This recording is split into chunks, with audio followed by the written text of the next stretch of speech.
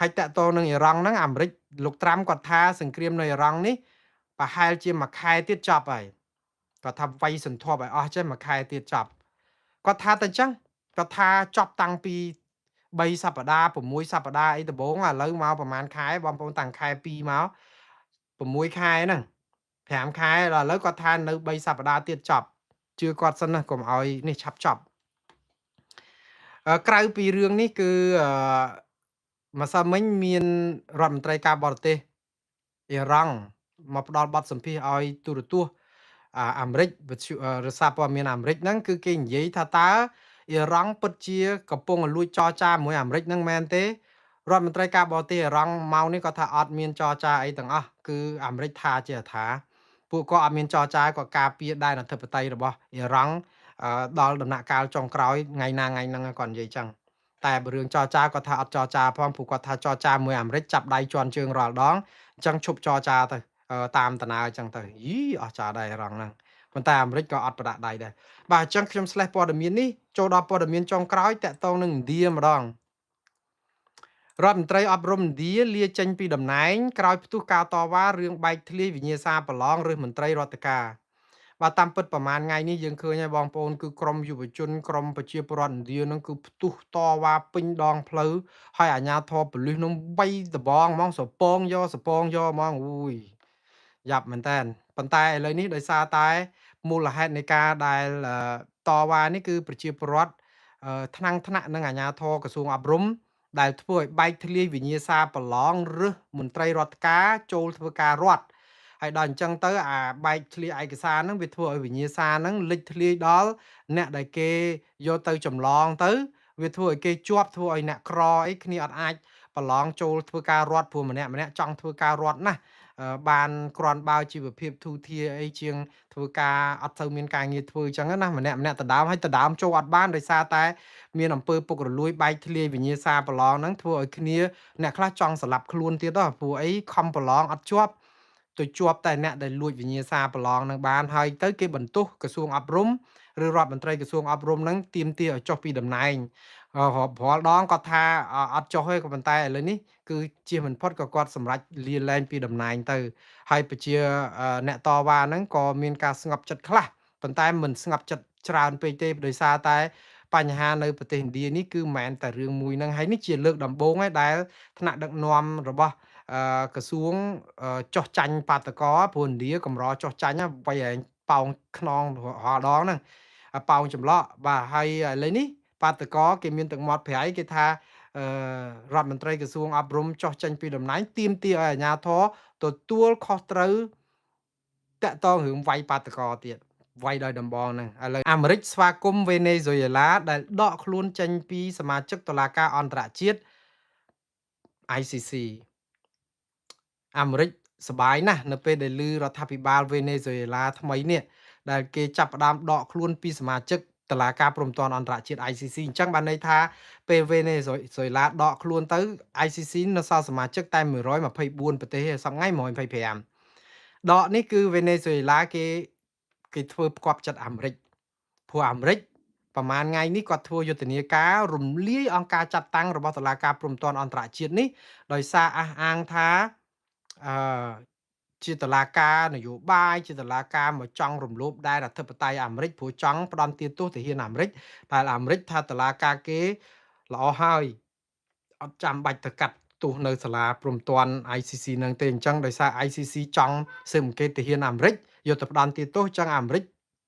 មានយុទ្ធនាការរំលាយចោលដល់អញ្ចឹងទៅប្រទេសសម្ព័ន្ធមិត្តអាមេរិកដូចជាវេណេស៊ុយអេឡានេះគេចាប់ផ្ដើមផ្គាប់ចិត្តអាមេរិកក៏ចាប់ផ្ដើមដកខ្លួនចេញមកបន្តិចទៀតនឹងមានប្រទេសផ្សេងទៀតដកខ្លួនជាបដាអីចឹងមានអីឆ្ងល់ទេបងប្អូននេះជារឿងនយោបាយប៉ុន្តែតឡាការនេះនឹងមិនរលាយទេតឡាការព្រំទាន់អន្តរជាតិនេះបង្កើតដោយលក្ខន្តិកៈក្រុងរ៉ូមមិនមែនបង្កើតឡើងដោយលោកត្រាំទេ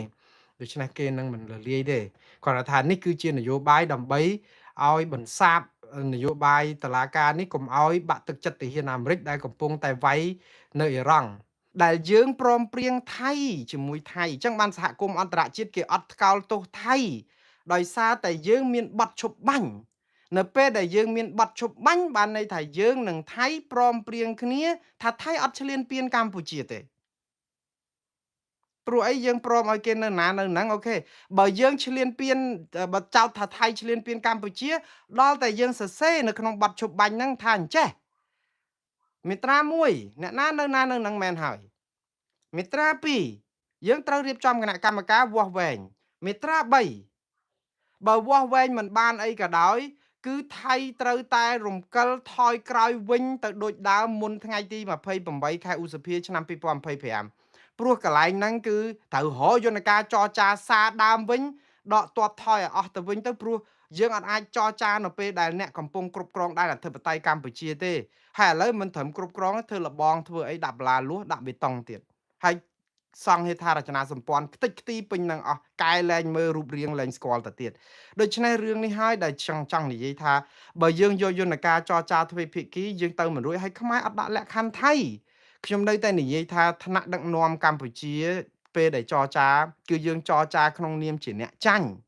គឺយើងអត់កំណត់លក្ខខណ្ឌថៃបានសោះអត់ចង់និយាយថាអត់មានលក្ខខណ្ឌណាដើម្បីនិយាយថានៅពេលដែលមួយឆ្នាំក្រោយនេះ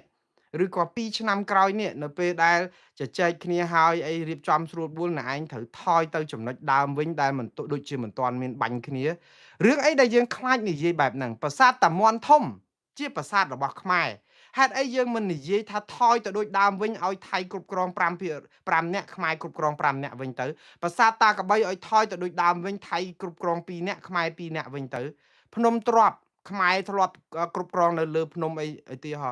យើងអត់អាចនិយាយបែបហ្នឹងបានន័យថាម៉េចគឺយើងឲ្យគេទៅទេតែម្ដងវាពិបាកអញ្ចឹងណាបងប្អូនយើងអត់ដាក់លក្ខខណ្ឌគេហើយខ្ញុំ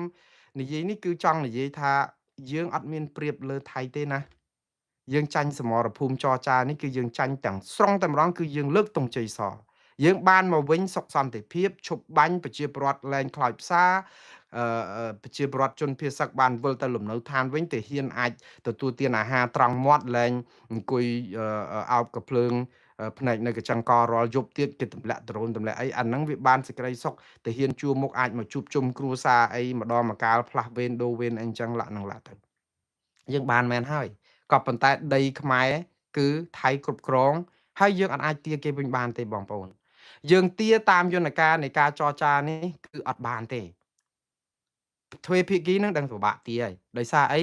ដោយសារតែថៃនឹងយកអាហេតុផលមួយថាអ្នកណានៅណានៅហ្នឹងហើយកម្ពុជាអត់បានដាក់លក្ខខណ្ឌថៃថាអ្នកឯងត្រូវថយទៅចំណុចដើមវិញ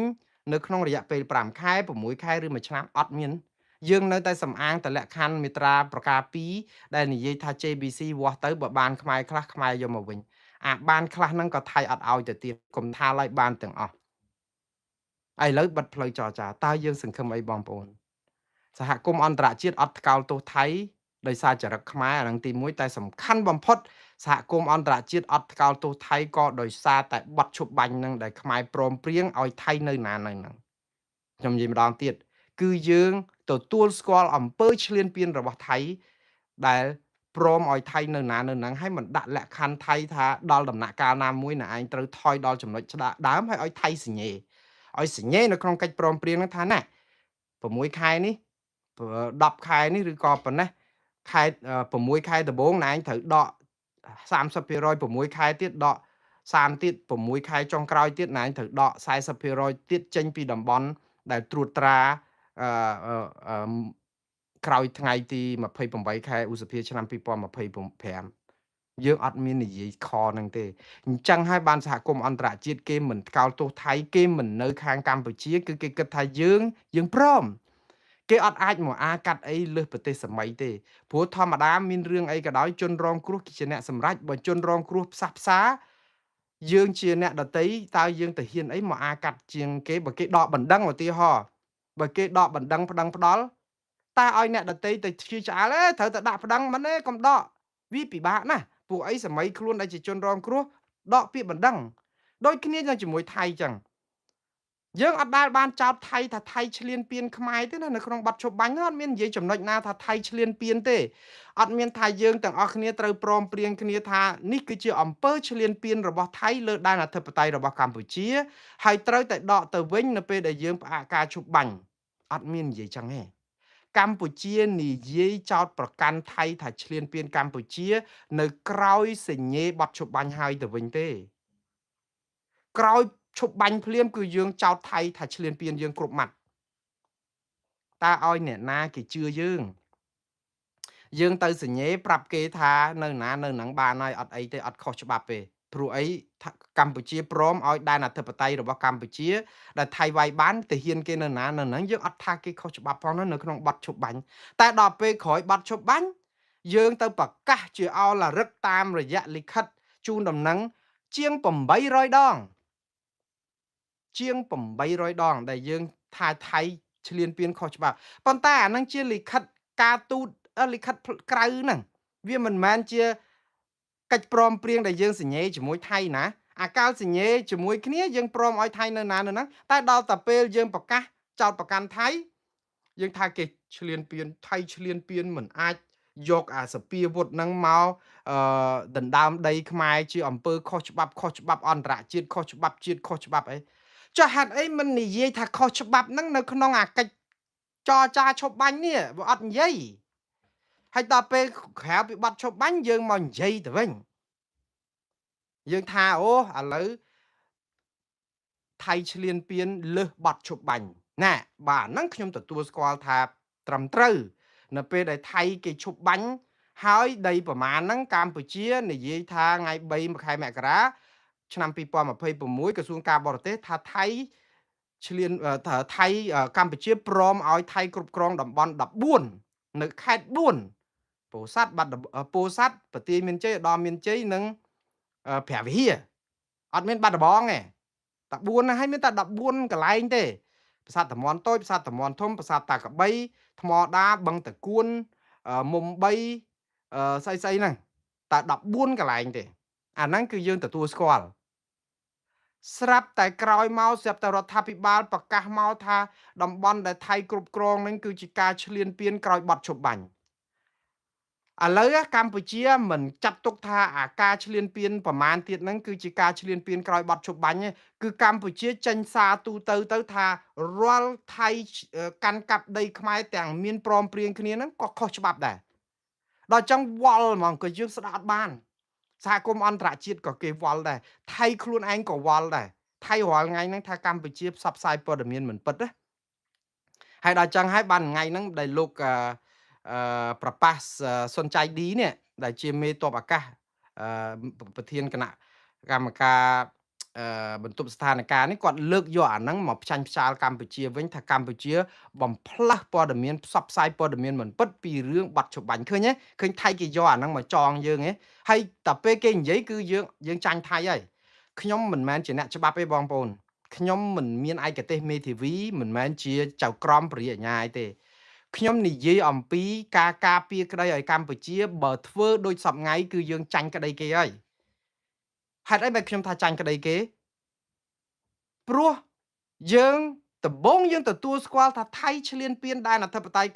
ដំបងយើងព្រមទទួលឲ្យថៃគ្រប់គ្រងដីនៅកន្លែងណានៅកន្លែងហ្នឹងគឺបានន័យថាជាការស្របច្បាប់ប្រទេសសម័យឲ្យគេចុះហត្ថលេខាឲ្យគេនៅណាអាហ្នឹងស្របច្បាប់អីតាសហគមន៍អន្តរជាតិអត់មានណាមកជំទាស់រឿងហ្នឹងបានទេព្រោះអីកម្ពុជាអត់បានប្តឹងថៃទេណាកម្ពុជាអត់ដែលប្តឹងថៃទៅតុលាការអន្តរជាតិទេគឺយើងព្រមព្រៀងស្រស់ស្រួលគ្នា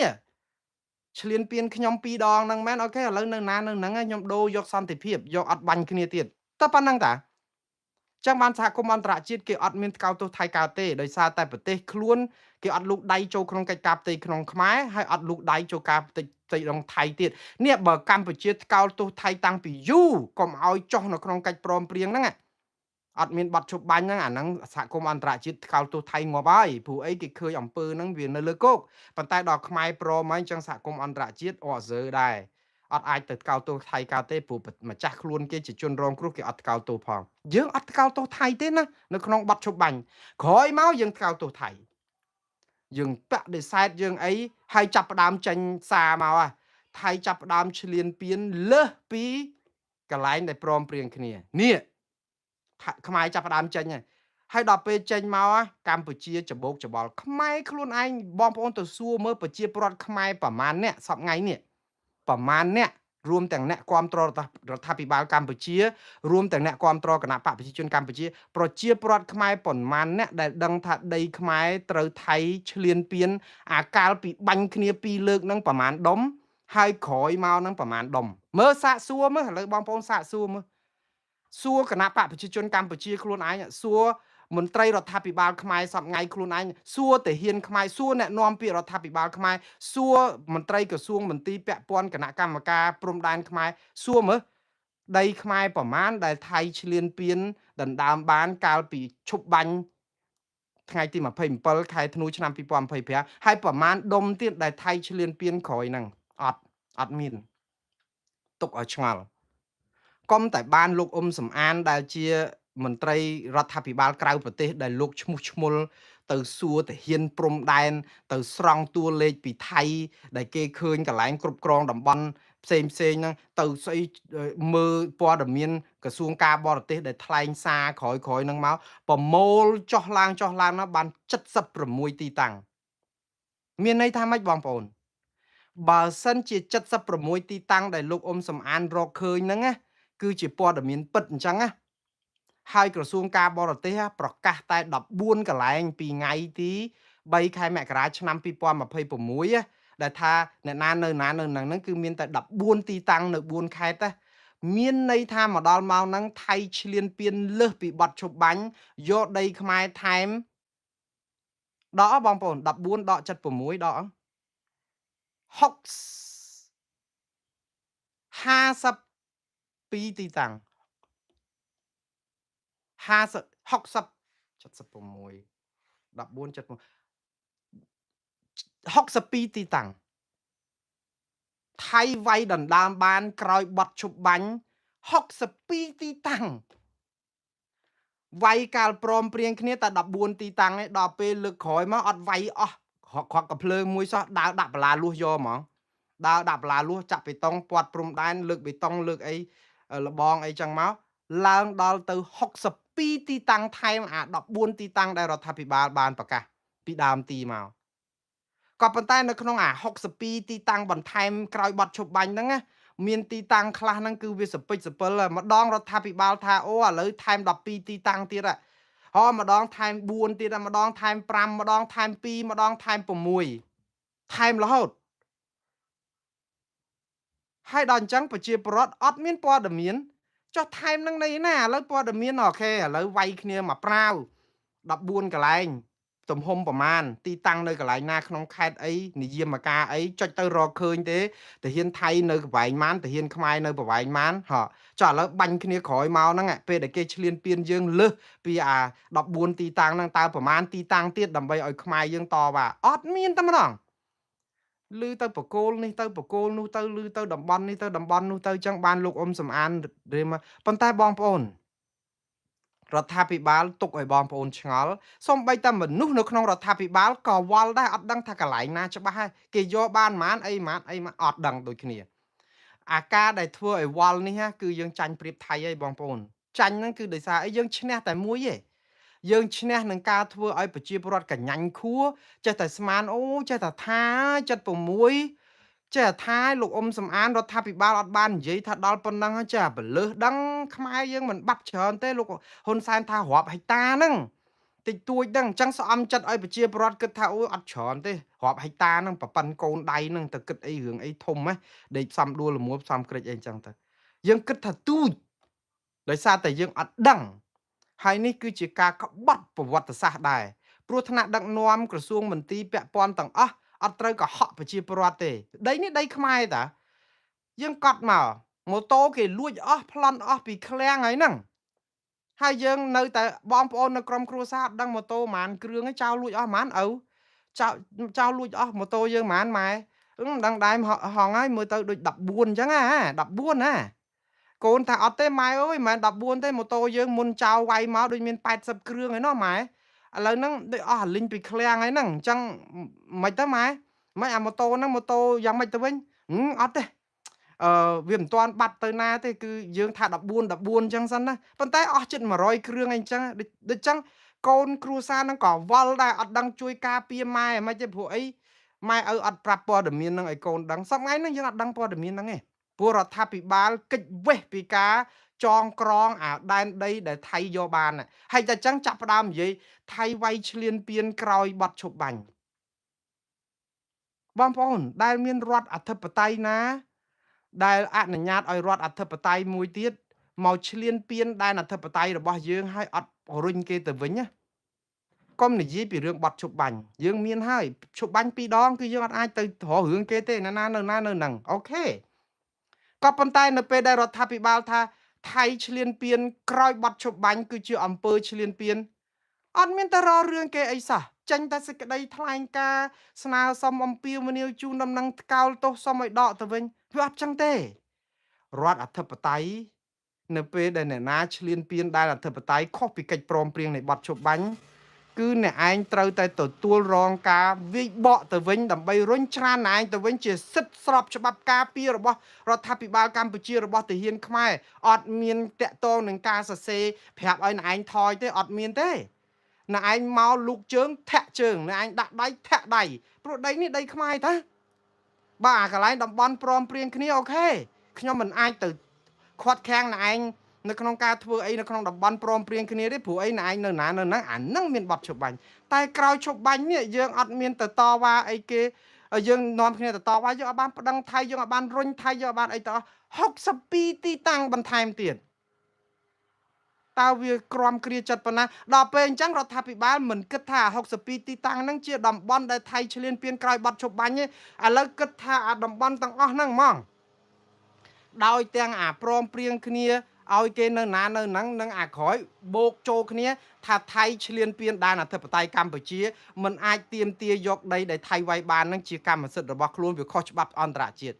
លោកបូកចឹងទៅអញ្ញាអញ្ញៃដល់ចឹងទៅខ្មែរខ្លួនឯងក៏ក្តាប់ព័ត៌មានអត់ច្បាស់ថៃគេអង្គុយសើចយើងហើយដល់ពេលថៃគេអង្គុយសើចគឺគេចោទយើងថា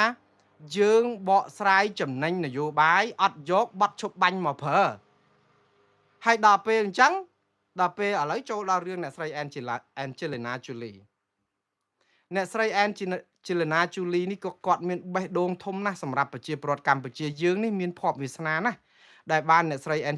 Angelina Jolie ដែលជាតារាល្បីរបស់ Hollywood គឺគាត់មានកេរ្តិ៍ឈ្មោះល្បីល្បាញណាស់នៅលើពិភពលោកអ្នកណាក៏ទទួលស្គាល់គាត់ដែរគាត់គឺជាអគ្គរដ្ឋទូតសុឆន្ទៈរបស់ប្រទេសជាច្រើន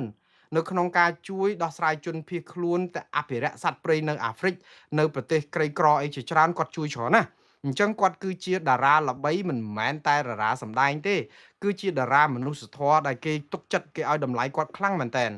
ហើយនៅក្នុងន័យនេះនៅពេលដែលគាត់ចេញសារពីថ្ងៃទី24ខែកក្កដាឆ្នាំ2026ខួប1ឆ្នាំនេះគឺគាត់និយាយអំពីបញ្ហានៅព្រំដែនគឺជនភៀសសឹកសាររបស់គាត់គឺមានបង្កប់ខ្លឹមសារនយោបាយនៅក្នុងហ្នឹងប្រហែលជាគាត់មិនចង់បញ្ចេញខ្លឹមសារនយោបាយទេប៉ុន្តែដោយគាត់ប្រើពាក្យអញ្ចេះចាំមើលខ្ញុំនិយាយអំពីសាររបស់អ្នកស្រី Angelina Jolie គាត់ថាដីដែលតំបន់គាត់និយាយចេះគាត់ថាខ្លោចផ្សាណាស់ដោយសារតែចំនួនព្រំដែនខ្មែរថៃធ្វើឲ្យដែនដីដែលគាត់ធ្លាប់អាស្រ័យផលនៅសំឡូតហ្នឹងគឺប្រជាពលរដ្ឋបានចាក់ចេញពីលំនៅឋានមានខ្លះបានវិលមកវិញប៉ុន្តែភាគច្រើននៅតែមិនអាចវិលមកលំនៅឋានខ្លួនបានវិញទេគឺដោយសារតែថៃមិនឲ្យចូលឃើញនៅនៃហ្នឹងគាត់មិននិយាយថាថៃមិនឲ្យចូលទេព្រោះខ្មែរណាដែលគាត់ខ្មែរមិនឲ្យចូលគាត់និយាយថាដោយសារតែបញ្ហាការគ្រប់គ្រងរបស់ថៃនៅតំបន់ព្រំដែនហ្នឹងធ្វើឲ្យតំបន់សំឡូតដែលប្រជាពលរដ្ឋជាច្រើនគ្រួសារស្ថិតក្រោមតំបន់អភិរក្សសត្វព្រៃរបស់គាត់ហ្នឹងមិនអាចវិលទៅលំនៅឋានវិញដែលជារឿងគួរឲ្យខ្លោចផ្សាព្រោះគាត់ហៅថាកម្ពុជាគឺជាមាតុភូមិជាទឹកដីរបស់គាត់ដែលគាត់ស្រឡាញ់ហើយដូច្នេះគាត់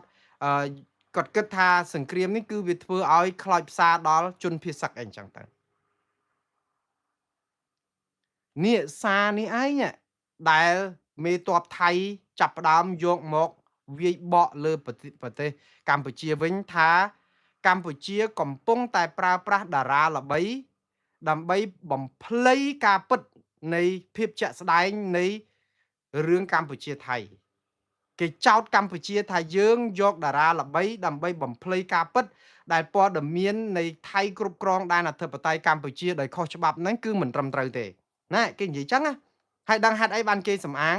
គេថាថៃអត់ដែលហាមឃាត់ប្រជាប្រដ្ឋខ្មែរមិនឲ្យវិលទៅលំនៅឋានវិញទេថៃអះអាងទៀតថាបើថៃហាមឃាត់មែនណា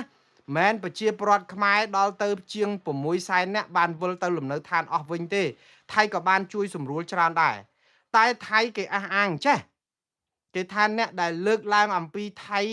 រារាំងមនុស្សធម៌រឿងជនភៀសសឹកមិនឲ្យវិលទៅលំនៅឋានវិញថាថៃឈ្លានពានហ្នឹងគឺជាអ្នកដែលមិនមើលបទឈប់បាញ់ថ្ងៃទី27ខែធ្នូឆ្នាំ2025នេះអ្វីដែលលោកប្រប៉ាសសុនចៃឌីលើកយកមកផ្ចាញ់ផ្សាលខ្មែរថាយើងផ្សព្វផ្សាយព័ត៌មានមិនពិតឲ្យសហគមន៍អន្តរជាតិចាប់អារម្មណ៍ខុសអំពីតថភាពជាក់ស្ដែងនៃបទឈប់បាញ់គាត់និយាយថាបទឈប់បាញ់ចែងថាអ្នកណានៅនឹងដូច្នេះតំបន់ដែលថៃកំពុងតែគ្រប់គ្រងនេះគឺជាដែនអធិបតេយ្យរបស់ថៃគ្រប់គ្រងដែលមិនអាចឲ្យប្រជាពលរដ្ឋណាចូលបានទេដើម្បីសុវត្ថិភាពសន្តិសុខដើម្បីអីសពបែបយ៉ាងរហូតថៃគេដាក់បលាលួសរហូតថៃគេដាក់លបងគេធ្វើដាក់កុងតឺន័រដាក់អីហ្នឹងគឺគេសំអាងថាដីហ្នឹងគឺគេការពារសុវត្ថិភាពប្រជាពលរដ្ឋថៃនិងយោធាថៃដូច្នេះតំបន់ទាំងអស់នេះគេនិយាយចេះតំបន់ទាំងអស់នេះបឹងតកួនអូស្មាច់តំបន់ច្រកអានសេះឬភូមិជោគជ័យភូមិព្រៃច័ន្ទគឺជាតំបន់ដែលកម្ពុជាព្រមព្រៀងគ្នាអ្នកណានៅហ្នឹងបើអ្នកណានៅហ្នឹងគឺថៃអត់ឲ្យខ្មែរចូលបានទេព្រោះជាការគ្រប់គ្រងរបស់ថៃឃើញទេបងប្អូនអញ្ចឹងហើយបានតែយើងថាដងដាវវានៅលើថៃត្រង់ថាបើយើងយកកិច្ចព្រមព្រៀងនៃបទជប់បាញ់មកនិយាយគឺយើងនិយាយមិនឈ្នះថៃទេហើយដល់ពេលយើងផ្សព្វផ្សាយព័ត៌មានឃើញថៃគេចោទប្រកាន់ណាគេថាយើងហ្នឹងគឺយកអ្នកតារាល្បីអីទៅនិយាយកេងចំណេញនយោបាយខ្វះការពិតដែលបើការពិតអាតំបន់ដែលថៃអត់បានគ្រប់គ្រងកម្ពុជាជនភៀសសឹកទៅអស់ហើយតាជនភៀសសឹកអត់អាចទៅបានតែបឹងតកួនឬក៏តំបន់អូស្មាច់ឬក៏តំបន់ផ្សេងទៀតជាពិសេសភូមិជោគជ័យភូមិព្រៃច័ន្ទហ្នឹងគឺដោយសារអីគឺដោយសារតែមានបទឈប់បាញ់ដែលអនុញ្ញាតឲ្យថៃនៅបន្តគ្រប់គ្រងនៅតំបន់ទាំងអស់នោះហើយខ្មែរព្រមតាហើយបើខ្មែរព្រមបើទាហានថៃនៅហ្នឹងធ្វើម៉េចទាហានថៃបើកឲ្យខ្មែរចូលទៅវាប៉ះពាល់ដល់សុវត្ថិភាពគេឃើញទេឃើញលេសរបស់គេគឺគេកាន់ដងដាវក៏ប៉ុន្តែបងប្អូនខ្ញុំបានជម្រាបច្រើនលើកច្រើនគ្រាហើយថាកម្ពុជាចាញ់ប្រៀបថៃនៅក្នុងករណីបទឈប់បាញ់នឹងមែនហើយព្រោះយើងមិនបានដាក់លក្ខខណ្ឌថៃប៉ុន្តែកម្ពុជាមិនអាចយកអាលក្ខខណ្ឌដែលយើងព្រមឲ្យថៃនៅហ្នឹងឲ្យមកយកជាការចោទប្រកាន់ថៃហើយដើម្បីឲ្យថៃរករឿងថៃឲ្យដោះស្រាយបញ្ហានោះទេយើងធ្វើអត់កើតទេព្រោះព្រមព្រៀងគេហើយយើងមកនិយាយយកអាកិច្ចព្រមព្រៀងហែកចោលគឺគេនឹងចោទយើងថាយើងកលិចហើយយើងមិនអាចយកកិច្ចព្រមព្រៀងហ្នឹងទៅចោទថៃថាឈ្លានពានយើងបានទេយើងអាចយកកិច្ចព្រមព្រៀងហ្នឹងទៅចោទថៃថាបំពានកិច្ចព្រមព្រៀងក្នុងករណីដែលមិនរៀបចំគណៈកម្មការវាស់វែងព្រំដែននេះ JBC នេះអាហ្នឹងយើងចោទត្រូវព្រោះថៃកិច្ចវេះអាហ្នឹងខ្ញុំទទួលស្គាល់ថារដ្ឋាភិបាលនិយាយត្រូវព្រោះអីថៃកិច្ចវេះម្ដងហើយម្ដងទៀតថៃខូចខ្ញុំដឹងថាថៃខូចយើងអាចចោទគេថាថៃកិច្ចវេះមិនចង់វាស់វែងព្រំដែនខុសពីបទឈប់បាញ់បានប៉ុន្តែយើងអាចចោទថៃថាថៃឈ្លានពានកម្ពុជាបានទេនៅក្នុងបទឈប់បាញ់ដែលយើងព្រមគេថាគេអត់ឈ្លានពានផងនៅហ្នឹងអញ្ចឹងហើយបានថាខ្ញុំផ្ដាំទៅកម្ពុជាកុំយកអាលេសដែលចាញ់ថៃហ្នឹងគឺយើងយកដងដាវរបស់យើងកុំទម្លាក់អាត់ចោលអាត់របស់យើងគឺតុលាការព្រហ្មទណ្ឌអន្តរជាតិនិងតុលាការយុត្តិធម៌អន្តរជាតិនេះគឺជាអាត់ឬក៏យន្តការកិច្ចព្រមព្រៀងសន្តិភាពទីក្រុងប៉ារី23ដុល្លារនេះគឺជាអាត់កើរបស់កម្ពុជាតែយើងអត់ព្រមគឺយើងមកប្រើយន្តការដែលឲ្យដងដាវទៅថៃឥឡូវថៃគេយកដងដាវមកចាក់យើងរហូតដោយសារតែបត់ឈប់បាញ់ហ្នឹងអញ្ចឹងខ្ញុំនៅតែស្នើថាបើយើងចង់ស្អំចិត្តប្រជាពលរដ្ឋយ៉ាងណាក៏ដោយប៉ុន្តែត្រូវប្រាប់ព័ត៌មានពិតឲ្យខ្មែរដឹងតែយើងប្រាប់ព័ត៌មានមិនពិតគឺយើងធ្វើសង្គ្រាមចាញ់គេហើយព្រោះយើងមើលស្រាលសត្រូវយើងប្រាប់ថាយើងឈ្នះហើយយើងជោគជ័យហើយយើង 100% ហើយយើងយុទ្ធសាស្ត្រមន់បាញ់អង្គឲ្យមន់ស៊ីក្រុងរត់មកយកទាំងអស់យើងជោគជ័យហើយឥឡូវសង់ធ្វើអីធ្វើទៅចាំមើលតែយើងយកមកមានទាំងផ្លូវមានទាំងស្ពានមានសាលារៀនមន្ទីរពេទ្យអីហើយគឺយើងយកទាំងអស់នេះគឺជាគេហៅថា យុទ្ធនាការប្រជាពិធបោកប្រាស់ប្រជាប្រដ្ឋខ្លួនឯងឲ្យលងថាថៃបរាជ័យគ្រប់យ៉ាងហើយខ្មែរយើងឈ្នះទាំងអស់ប៉ុន្តែជាមួយគ្នានឹងអត់បានទៅធ្វើឲ្យយកអាយន្តការឈ្នះសោះអត់ប្តឹងថៃទៅតុលាការព្រហ្មទណ្ឌអន្តរជាតិអត់ប្តឹងថៃទៅតុលាការយុត្តិធម៌អន្តរជាតិហើយមកប្រឹងតែឈ្នះតាមអាយន្តការដែលចាញ់នេះទៅវិញនេះហាគឺជារឿងកញ្ញាញ់ខួរធ្វើឲ្យខ្មែរយើងអត់ដឹងព័ត៌មានអញ្ចឹងមកខ្ញុំសូមអង្វរបងប្អូនប្រាប់ព័ត៌មានបងប្អូនឲ្យពិតវិញហើយកុំខ្វល់រឿងថៃខ្លាំងមិនខ្លាំងយើងដឹងចំណុចខ្លាំងរបស់ថៃគឺដើម្បីពង្រឹងចំណុចខ្សោយរបស់យើងដើម្បីទប់ថៃបានមិនមែនយើងខ្សោយហើយទៅប្រឡប់ព័ត៌មានតែថៃថាថៃខ្សោយថៃចាញ់គ្រប់រឿងយើងនឹងបរាជ័យ 100% អត់ឈ្នះគេទេយើងស្គាល់សត្រូវច្បាស់នៅពេលដែលយើងដឹងចំណុចខ្លាំងរបស់សត្រូវឲ្យច្រើនដើម្បីយើងពង្រឹងចំណុចខ្សោយយើងទៅទប់នឹងចំណុចខ្លាំងគេមិនមែនមករកតែចំណុចខ្សោយគេហើយយើងចាញ់គេសុតសាតយើងអត់មានស្អីឈ្នះគេចឹងទេហើយព័ត៌មាននេះគឺជាព័ត៌មានដែលធ្វើឲ្យខ្មែរយើងលងនៅក្នុងសបិនយប់យូរសបិនច្រើនហើយអត់ដឹងការពិតទេយើងខុសហ្មងយើងខុសចង់និយាយថាយើងទៅមិចភ្នែកទៅគឺគេបាញ់ងាប់រាល់ថ្ងៃហ្នឹងគឺយើងទៅក្លាហានណាយើងដឹងតែឈ្នះហើយយើងមានដងដាវទៅដល់គេចាក់ស្លាប់បាត់យើងទៅហ្នឹងហើយសុទ្ធតែវងជៀមសុទ្ធតែណៃនេះហើយប្រប៉ែសុទ្ធតែឆ្លោះហ៎ទៅម៉ែហើយសុទ្ធតែខ្លាហើយនឹងខ្លារខិនហើយនឹងតោអីនៅហ្នឹងចាំសង្គប់ស៊ីយើងអស់យើងត្រូវប្រយ័ត្នឲ្យមែនតើបងប្អូនហើយវិលមករឿងអ្នកស្រី Angelina Jolie សាររបស់គាត់និយាយថាជនភៀសសឹកសប្ងៃហ្នឹងនៅសល់ប្រមាណជិត 30000 នាក់ទៀតអ្នកណាដែលឲ្យព័ត៌មានទៅ Angelina Jolie ហ្នឹងក៏អត់មានមើលព័ត៌មានដែរបើអស់លោកចង់ជួយគាត់កុំសម្លាប់គាត់មកដល់ម៉ោងនេះជនភៀសសឹកនៅសល់តែ 2300 នាក់ទេហ្នឹងត្រឹមថ្ងៃ17ខែកក្កដាផងមកដល់ម៉ោងនេះប្រហែលជានៅក្រោម 20000 ផងអាចចុះបន្តិចទៀតដែរព្រោះមួយថ្ងៃទៅផ្ទះ100 200 100 200ឥឡូវតាំងថ្ងៃ17 2390 នាក់ហើយចុះឥឡូវប្រហែលថ្ងៃនេះថ្ងៃប្រហែល26ហើយហ្នឹង9ថ្ងៃហើយក្រសួងមហាផ្ទៃអត់ឃើញរបាយការណ៍ថ្មីចឹងអាចចុះហើយដល់ពេលអ្នកស្រី Angelina Jolie គាត់យកទៅផ្សាយថ្ងៃទី24ខែកក្កដាឆ្នាំ2026តួលេខរបស់ក្រសួងមហាផ្ទៃបង្ហាញ17កក្កដា2026ដែល7ថ្ងៃមួយសប្តាហ៍ក្រោយក្រសួងមហាផ្ទៃថាជនភៀសសឹកនៅសល់តែ 2300 នាក់ជាងអ្នកស្រី Angelina Jolie ថាជនភៀសសឹកនៅសល់ជិត 30000 នាក់ចុះអ្នកណាដែលផ្ដល់ព័ត៌មានឲ្យគាត់សរសេរបែបនេះសូម្បីតែជនភៀសសឹកយើងនៅសល់ប្រមាណដែលគាត់អត់ទាំងក្តាប់ព័ត៌មានច្បាស់ផងថាតើឲ្យតម្លៃព័ត៌មានគាត់នឹងរឹងមាំយ៉ាងម៉េចទៅខ្ញុំពងតែឆ្ងល់អស់លោកអត់ជួយមើលគាត់សោះឲ្យព័ត៌មានគាត់ក៏ឲ្យមិនត្រូវខ្ញុំចង់ឲ្យជួយប្រាប់ព័ត៌មានទៅពិភពលោកឲ្យដឹងអំពីចំនួនជនភៀសសឹកហើយណាហើយ 30000 20000 អីក៏ដោយយើងគិតថា 20000 ក៏ច្រើន 30000 ក៏ច្រើនក៏ប៉ុន្តែតួលេខវាអត់ពិតដូច្នេះវាធ្វើឲ្យអ្នកស្រី Angelina Jolie សាររបស់គាត់នឹងវាសាបដោយសារតែយើងយើងទៅនិយាយតែជនភៀសសឹកយើងនៅក្នុងស្រុកខ្មែរគាត់នៅស្រុកខ្មែរអត់ដឹងថាជនភៀសសឹកមានប្រមាណផងហ្នឹងតើព័ត៌មានហ្នឹងវាយ៉ាងម៉េចទៅវិញហើយនិយាយពីរឿងអ្នកស្រី Angelina Jolie បងប្អូនប្រហែលជានៅចាំណាគាត់ស្រឡាញ់ខ្មែរយើងណាប៉ុន្តែអាភ័ព្វរឿងសម្លូតនេះគឺរឿងឈឺចាប់ខ្មែរយើងណាដែលធ្វើស៊ីអ្នកស្រី Angelina Jolie គឺមានពាក្យមានចោតប្រកាន់អីច្រើនរឿងហ្នឹងវាវែងឆ្ងាយខ្ញុំគាត់សង្ខេបឲ្យបងប្អូនយល់ទេសម្លូតណាគាត់ទៅគ្រប់គ្រងដីតំបន់អភិរក្សហ្នឹងណាមានផ្ទៃដី60000ហិកតាហ្នឹងណាគាត់ចំណាយលុយអស់រាប់លានដុល្លារឲ្យគម្រោង2របស់ក្រុមអង្គការសង្គមស៊ីវិល2គឺមានអង្គការដូចជាគម្រោងអភិវឌ្ឍ CDS អីមិនដឹងទេនិងមួយទៀតគឺដូចជា Wal 8ពីរគម្រោងធំគម្រោងមួយនោះគឺគ្រប់គ្រងដោយជនជាតិខ្មែរឈ្មោះលោកម៉ោញសារ៉ាត់លោកម៉ោញសារ៉ាត់សប្ងៃគាត់កាលពីមុនគាត់ធ្វើការគម្រោងហ្នឹងនៅខេត្តដូចជាដល់មានជ័យអីចឹងនៅតំបន់សំឡូតហ្នឹងគាត់ជួយគ្រប់គ្រងគម្រោងរបស់អ្នកស្រី Angelina Jolie រហូតតមានការចោទប្រកាន់ពីរឿងថាគាត់ហ្នឹងគឺកំពុងព្យាយាមចង់ទាមទារសិទ្ធិជាឪពុករបស់កូនស្មុំរបស់ Angelina Jolie Maddox នឹងអីណាអូយវែងឆ្ងាយណាស់ប៉ុន្តែក្រោយមកក៏ស្ងាត់រឿងហ្នឹងទៅវិញទៅក៏ប៉ុន្តែលោកម៉ោញសារ៉ាត់ក្រោយមកក៏គាត់បាន ផ្ទេរមក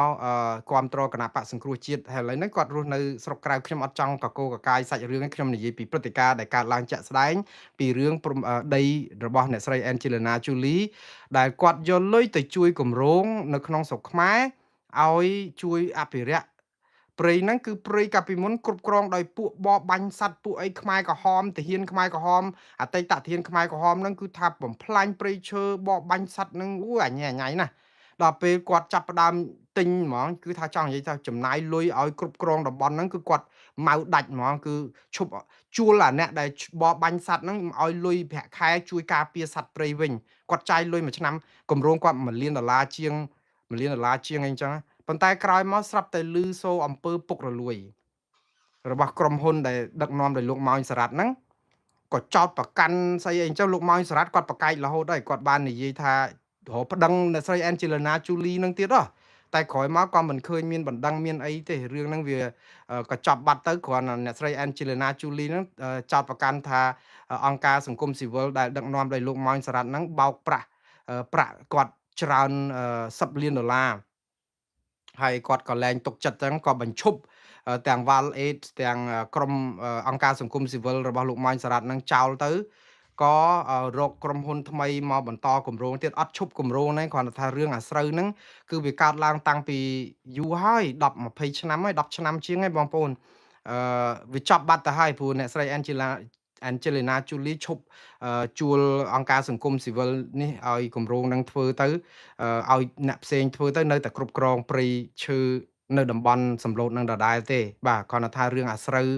តាក់ទងនឹងការគ្រប់គ្រងគម្រោងរបស់អ្នកស្រី Angelina Jolie ដែលដោយប្រជាពលរដ្ឋខ្មែរយើងហ្នឹងគឺថាល្បីអាស្រូវពេញពិភពលោកដែររឿងហ្នឹងឡើយចប់ហើយតែម្ដងទៀតបងប្អូនលោកម៉ោងសារ៉ាត់ក៏បានអះអាងថាគាត់មិនបានលួចបន្លំមិនបានអីទេហើយគាត់រកប្តឹងក៏ប៉ុន្តែមិនប្តឹងទេចឹងរឿងហ្នឹងគឺវាត្រឹមសម័យខ្លួនដែលតាក់ទងនៅក្នុងរឿងនេះគាត់បានប្រកែកច្រើនលើកច្រើនគ្រាហើយថាមិនតាក់ទងនឹងការលួចបន្លំអីហ្នឹងទេគឺជាការចោទប្រកាន់ហើយ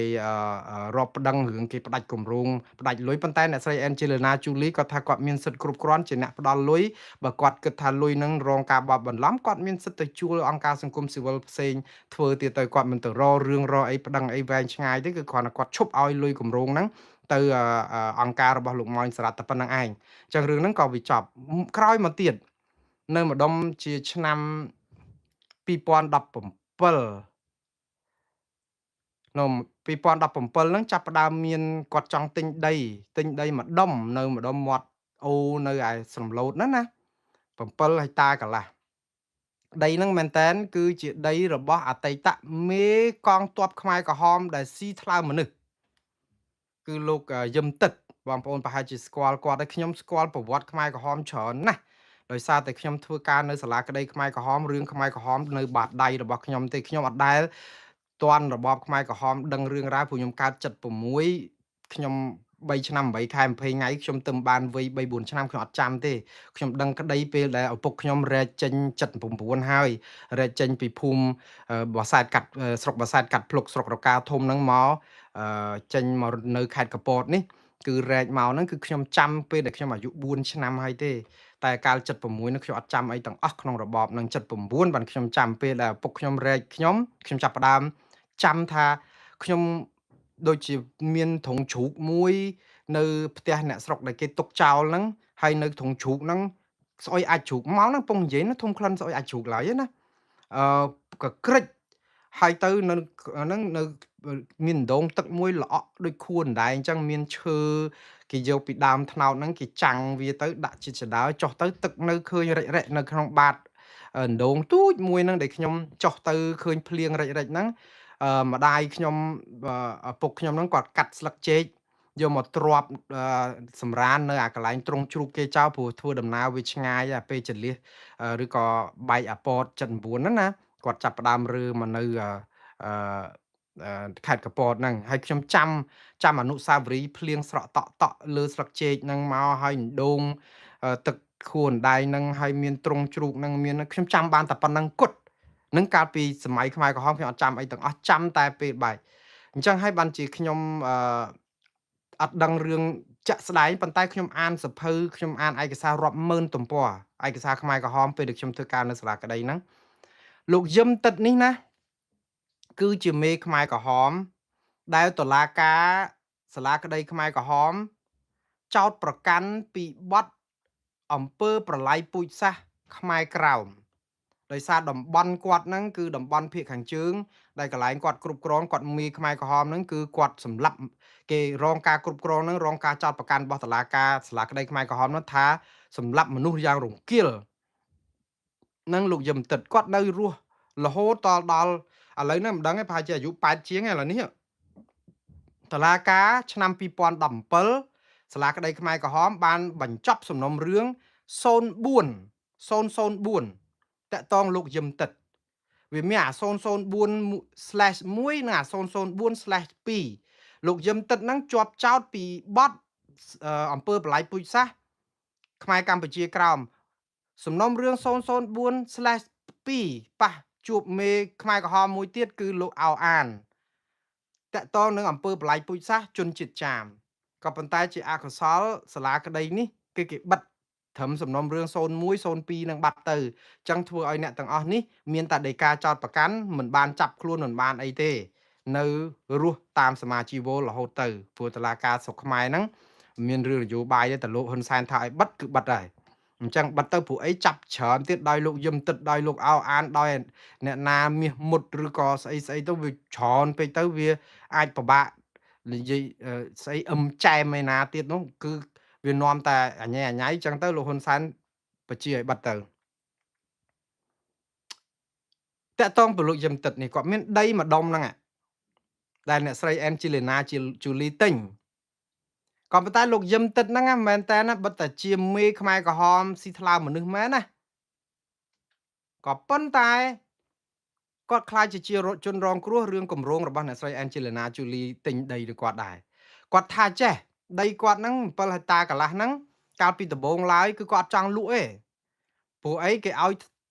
ថោកពេក7ហិកតាកន្លះគេឲ្យ$8000ហ្នឹងហើយ$7000ទៅ$8000គាត់ថាអត់ចង់លក់ប៉ុន្តែដោយសារតែឆ្នាំ2022ពេលដែលកក់ក្រោយហ្នឹងគេមានការចោទប្រកាន់ពីតុលាការមកគាត់រងសម្ពាធដែរគាត់ដឹងគាត់និយាយមិនកាលហ្នឹងគាត់និយាយប្រាប់ The South China Morning Post អំពីភាពរងគ្រោះរបស់គាត់គាត់ថាអូយដឹងហើយគម្រោងនៅសំឡូតហ្នឹងលោកហ៊ុនសែនឬរដ្ឋាភិបាល